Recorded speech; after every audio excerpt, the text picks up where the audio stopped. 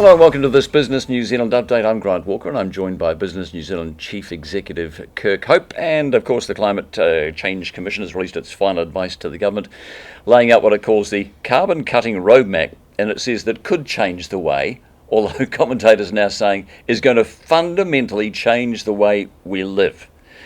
So I want to first of all get straight to the transition phase. 1.2% of GDP by 2050. But there's a bigger cost of 2.3% of GDP if we do nothing. You go along with those figures? Well, one of the challenges that we put to the Commission in the draft advice was that we needed to have more access to their modelling and some of the assumptions that they had made in terms of providing that draft advice. So they've done a reassessment of this. It is always incredibly challenging to predict what GDP is going to be in 2050, for example.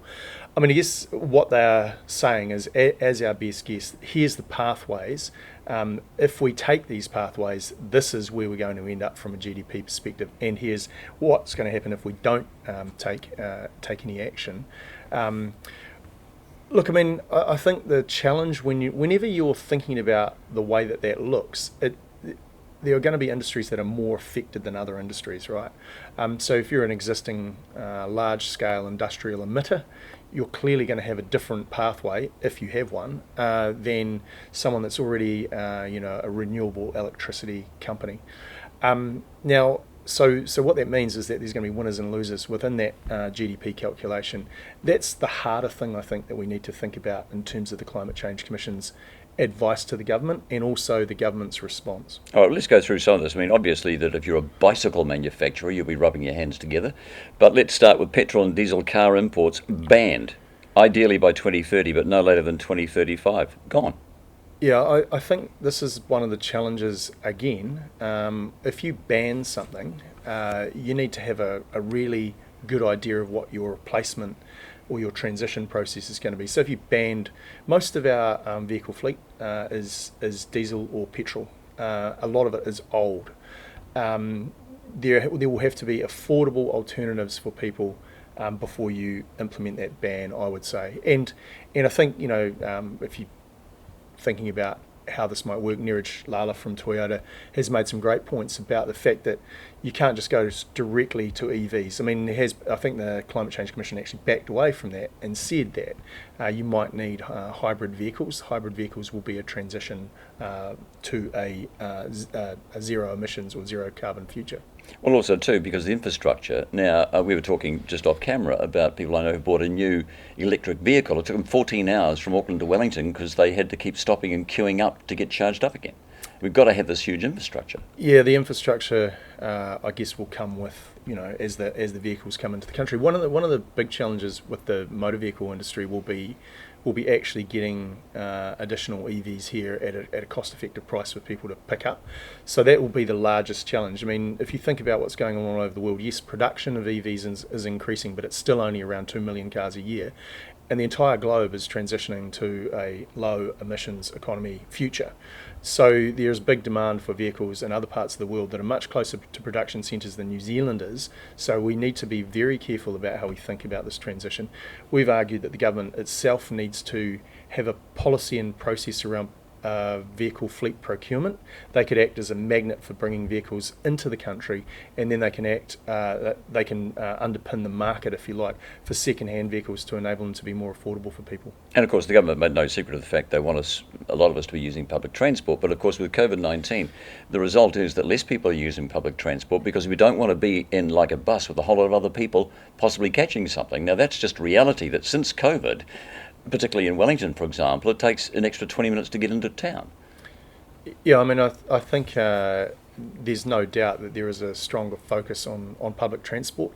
That will require much greater depth in our planning processes, in my view, to ensure that people are able to use it, that it is user-friendly, that it's in locations that people can access where they're moving into cities from outside of cities. If that doesn't happen, then it won't get used. And we've seen some of those issues, for example, in Wellington, with the replanning process that went on for the bus route services here. All right, gas appliances switched off for electric. Now that's certainly not good. For example, the restaurant industry, which basically is all cooking with gas and gas appliances. Yeah, and again, I think this is we've got to think about gas as a transition fuel as well. I think what we're seeing currently in the energy market is a consequence of some challenges within the gas market because it's driving other behaviours. So when you think about gas, we shouldn't be thinking about it as a negative. It's a low emissions transition fuel. Well, of course, we all know that one way to change our habits is to charge us more. So they're saying natural gas, petrol and diesel will get more expensive. There's no surprise there. No, I don't think so. I mean, if you are trying to enable people to get out of higher emissions transport, then there's no doubt that you're going to use price as a tool. We've suggested for emissions that the emissions trading scheme should be the primary tool for setting price, and setting the market, enabling the market in that way is probably the most important thing that they could do. They will do other things like inevitably, as increase the petrol prices will increase. I think the challenge also there is a transitional one. If you increase the price for people who can least afford to transition out of a petrol vehicle, if you just increase their costs, their well-being is not going to be great. So I do think we really need to, when we are thinking through this stuff, we need to make sure that we understand what that transition means for people and communities who already might be doing it relatively tough. What will the well-being be like for the up to 1,400 people in the oil and gas sector who will retire or change jobs? Yeah, I mean, the question is, what will they change jobs to? And I think there's a really interesting study and great piece of work going on in the Taranaki community, which of course has almost been immediately impacted with the oil and gas ban, around what their workforce will look like, what the jobs will be, and where they'll be. A lot of focus going on green energy and utilising existing infrastructure to either generate or transmit green energy. All right, and if we go to the ag sector, which looks like they could at some point be included in the ETS, cow and sheep numbers, and here it is, will fall by 13.6% by 2030. By any account, that's a large fall. Well, I think it's a particularly big fall given our farmers are some of the most efficient and effective in the world. I think one of the areas where perhaps it hasn't had as much media as it could have was the generation and support both from a public investment and private investment perspective for innovation and technology, so methane reducing technologies. For example, there is genetically modified grasses that will reduce methane. Yeah, but I mean, if James Shaw was here, he'd be arguing with that, saying what that does is it gets rid of our clean green image, was his last argument, and of course, well... Yeah, well, to be fair, I think the Greens have acknowledged that there is an opportunity for some of those technologies and that science to be utilised to reduce, greenhouse gases. Currently, the issue for New Zealand is that we're prevented from testing that stuff. That's right. In New Zealand, it will be tested in other parts of the world, probably by New Zealand scientists. So thinking about how that might benefit us more broadly is a core part of the next steps in some of the process. It's also too that you can't always have everything. Sometimes something has to give at one end of the scale, doesn't it? All right, in terms of timelines, as far as you're concerned, what's happening next now? This report's come out, now what? So within the next 6 months, the government have to respond and produce their emissions reduction plans. So that's really where the rubber hits the road. I mean, what this is advice that's been provided to the government about how to reduce emissions. Now the government has to set up the plans to actually take the action. And I think they'll need to be cognizant of some of the things that I've outlined in terms of that transition process, because if they take a misstep in a particular sector or a particular area, it can have a massive and very adverse impact on all of the people who they're trying to positively impact. So would you agree that no matter how you look at it, this is going to fundamentally change the way we live and how much money we spend on what? Almost certainly. All right, let's move on briefly. A couple of other quick things. The tourism industry, Aotearoa, says new proposals which could result in a massive hike in charges for all travellers entering New Zealand should not go ahead. Now, currently those border prices are, the levy is $20.11 for every air passenger, $21.96 for cruise passengers. At a time when we've had no tourism, the industry will start opening up again soon. Customs and MPI proposing a range of options from no change, okay, but through to an increase that see the levy to jump to $160 plus for an air passenger and $70 for cruise passengers from the 1st of December. So welcome back, by the way, give us more money. Yeah, well, I mean, I guess the argument is that they're still been having to protect the border, but with none of that revenue generation.